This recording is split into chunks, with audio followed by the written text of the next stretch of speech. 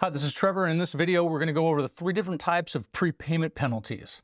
This is really important information for any commercial loan borrower to know, whether you're borrowing for multifamily property, a commercial property, or a small business loan. It's really important to understand the impact of a prepayment penalty in case one ends up paying off the loan prior to the end of the term. Prepayment penalties can be hundreds of thousands or millions of dollars in the worst cases. So it's very important to understand how they work and which types of prepayment penalty you want with your next commercial loan, because they are often negotiable. Imagine you have a loan with an interest rate of 7% and the term of the loan is 10 years. In the case of a step-down prepayment penalty, the lender might do what's called, say, a 3-2-1. So if the borrower pays the loan off in year 1, they're going to have to pay a 3% penalty. If they pay the loan off in year 2, they're going to have to pay a 2% penalty. And if they pay the loan off in year 3, they would have to pay a 1% prepayment penalty. That's a step-down prepayment penalty.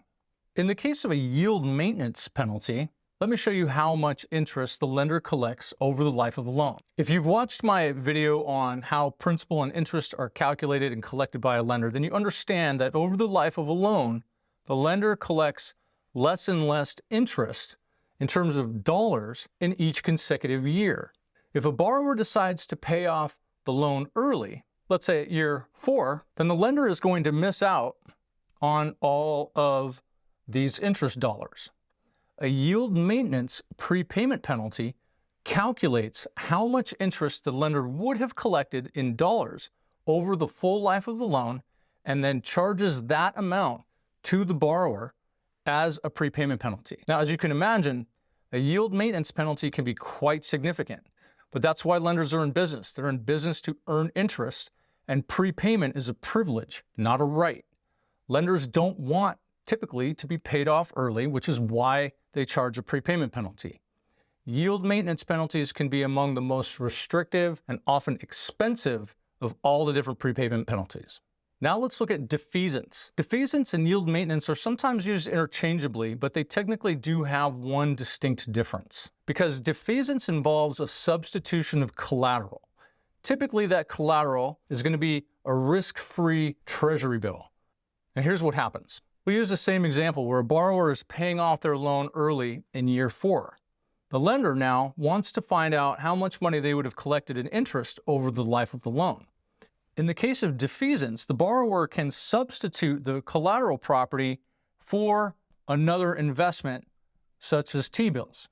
The lender would then look at what the current T-bill rate is, and let's say it's, in this case, 3%, and they would substitute the treasury bill for the collateral, and then the borrower would only be required to pay the difference. Defeasance can be expensive just like yield maintenance, especially in a declining rate environment where the lender would have been making that 7% yield if they had kept the loan, and if rates drop in the market and now T-bills are down at 1%, there's a huge spread between what the lender would have been making and what they're going to make in the substituted collateral. However, in an increasing rate environment, it is actually possible for the borrower to make a profit. Imagine that the borrower originated the loan in a low interest rate environment, say 4%. When they go to refinance, if the T-bill rate is 5%, then reinvesting in the treasury bill would actually be more profitable to the lender than the loan interest rate. So the borrower can potentially share that profit with the lender and increase their cash flow and pay off the loan.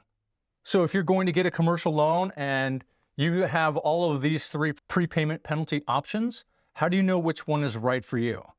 Well, the answer is it depends on your strategy, the holding period, the market conditions, and a variety of other things. You can't always avoid the prepayment penalty, but you can certainly mitigate your risk of being hit with something really expensive that sends your returns tumbling.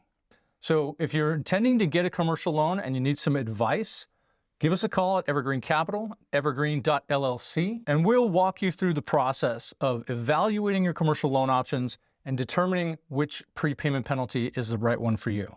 This is Trevor. Thanks for watching.